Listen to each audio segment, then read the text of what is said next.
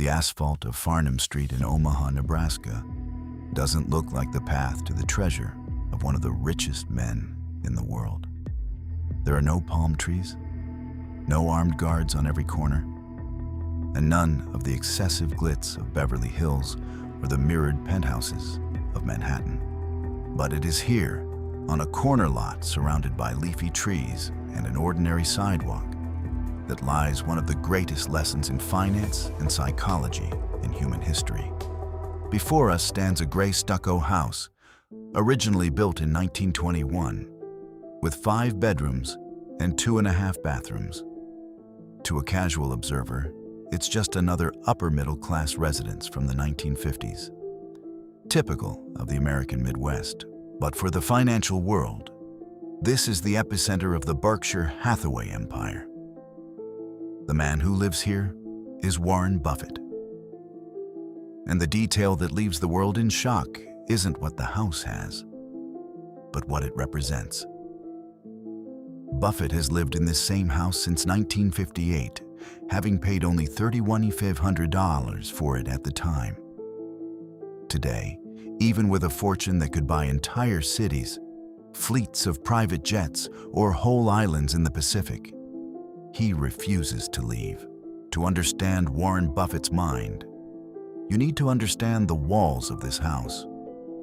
While other billionaires compete in an ego-driven arms race to see who can build the most high-tech mansion or the longest yacht, Buffett found his housing margin of safety in 1958 and decided that it was, and always would be, enough. But why would a man with technically infinite resources choose finite simplicity? The answer lies not in greed, but in an abundance of purpose and a superior understanding of human nature. Today, we will uncover why this $31,000 house is, arguably, the smartest investment Warren Buffett ever made, and how this silent decision shaped the greatest fortune in modern history. Before we explore the interior of this residence and how Buffett truly feels about material happiness, I have a challenge for you. Most people spend their lives climbing the spending ladder as soon as they get their first raise, getting trapped in a rat race where the finish line always moves further away. If you want to learn how to break this vicious cycle and start thinking like the true owners of capital, subscribe to the channel now. Here, we don't just talk about dollar signs. We talk about personal sovereignty and freedom. Click the subscribe button and turn on notifications so you don't miss the next chapter on the fascinating and austere psychology of the ultra-rich. In 1958, when Warren bought this house, he wasn't yet the globally celebrated Oracle of Omaha. He was a 28-year-old investor, recently arrived from New York after working with his mentor, Benjamin Graham. At that time, $31,500 was a considerable sum for a young couple with 3 small children, representing about 10% of the entire net worth he had accumulated through Herculean effort up to that point.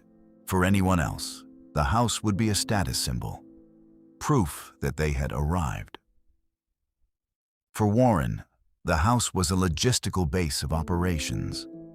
He jokingly called it Buffett's Folly to his wife Susie, but the joke hid rigorous mathematics.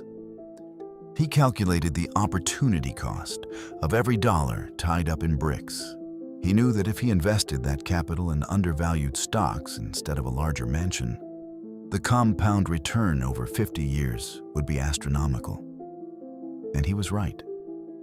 If he had spent, for example, $1 million on a luxury property back then, he would have sacrificed tens of billions of dollars in wealth growth that today funds disease cures around the world through his philanthropy. The philosophy behind this permanence is what Buffett calls emotional replacement cost. For him, the act of moving house would bring a level of stress, bureaucracy, and logistical complexity that simply wouldn't be offset by any material or aesthetic benefit. He often says at his annual conferences, "I'm happy here. I'd move if I thought I'd be happier somewhere else." This sentence is a torpedo to the whole of the luxury marketing industry. The entire global consumer system survives by selling the illusion that the next purchase, the next house, or the next upgrade will bring the satisfaction that the current residents failed to provide. Buffett is biologically immune to this marketing.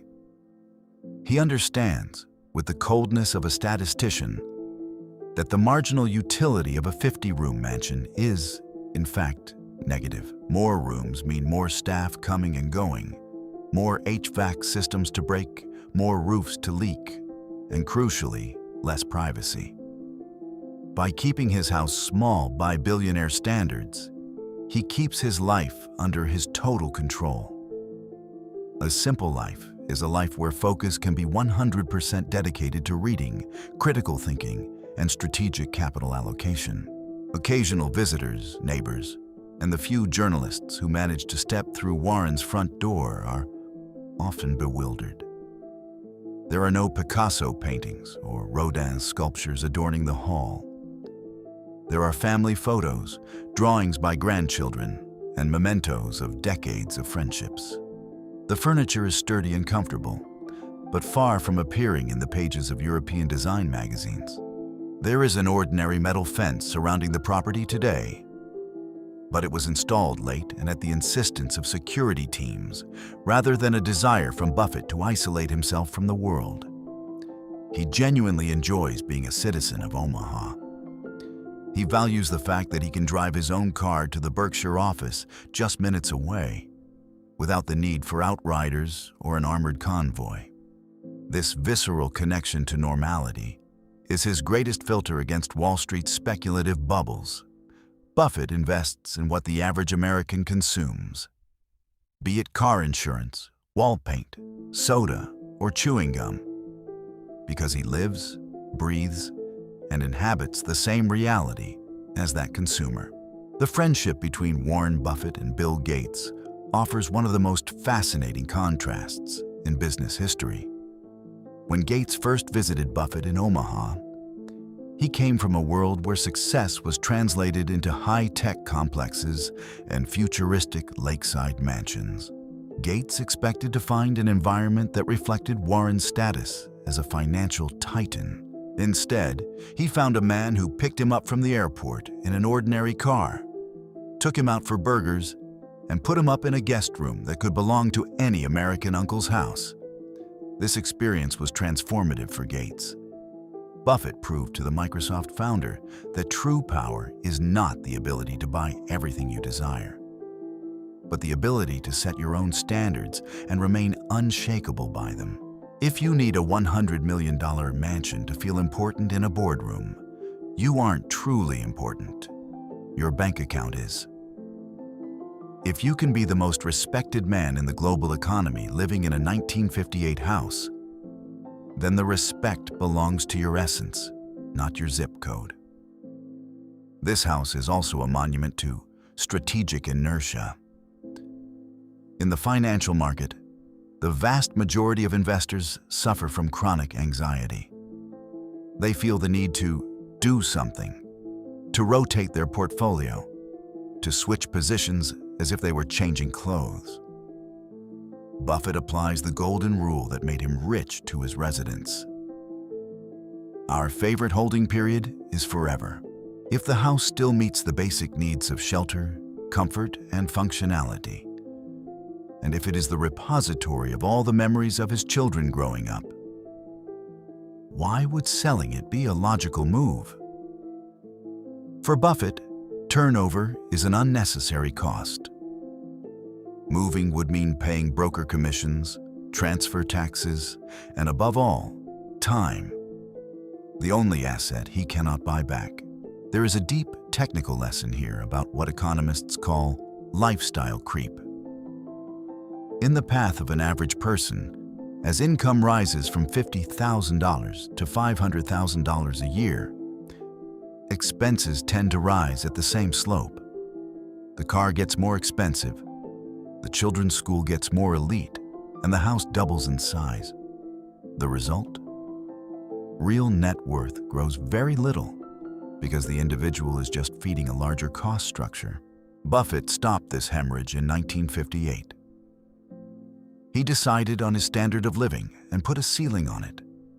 Every surplus, billions and billions of dollars, was channeled back into the Berkshire Hathaway compound interest machine. By keeping his cost of living fixed, he allowed the snowball to grow without friction for 7 decades. The emotional stability this house provides is the invisible secret of his success during crises. When the financial world seems to be on fire, as in the 1987 crash, the 2008 crisis, or the 2020 pandemic, Buffett isn't in a luxury penthouse in Manhattan feeling the market pressure. He is sitting in his usual armchair, in the same home office where he made decisions decades ago. Those gray walls have seen the cycles of greed and fear repeat themselves many times. They offer him a historical perspective that money cannot buy. While other investors feel suffocated by debt from luxury properties during recessions, Buffett operates from a fortress of peace. He has zero debt, negligible fixed costs, and a mental clarity that only simplicity can provide. For you, following this channel, the lesson of the $31,000 house should be your financial North Star. Your home should be your safe harbor, not your golden prison. We live in a society that pushes us toward mortgages we can barely afford, just to signal a success we haven't yet consolidated. Warren Buffett, the man who could buy all of Omaha, teaches us that the greatest luxury in life is peace of mind. It's being able to lay your head on the pillow and know that you own your things and not the other way around. At the end of his journey, Buffett will leave most of his fortune to charity, but the house on Farnham Street will remain the greatest testament to his philosophy. It is the physical proof that it is possible to be a giant of capitalism without becoming a slave to consumerism. It demonstrates that a leader's character is not measured by the height of their wall, but by the firmness of their values. Buffett doesn't need a castle because he is the absolute master of his own discipline. He doesn't need ostentatious security because he doesn't cultivate enemies through arrogance. And you?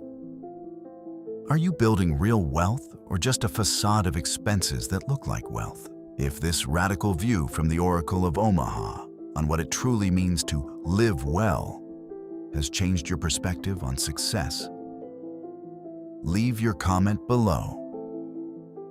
Would you have the mental strength to live in the same simple house for 70 years if you had billions in your account? In the next video, we're going to open Buffett's garage. We'll find out why he still drives his own car and what unusual reason finally made him trade in his vehicle after years of family insistence. His simplicity is a tool of power, and we're going to show you how to use it. Subscribe so you don't miss the next chapter of this life lesson. Until the next story.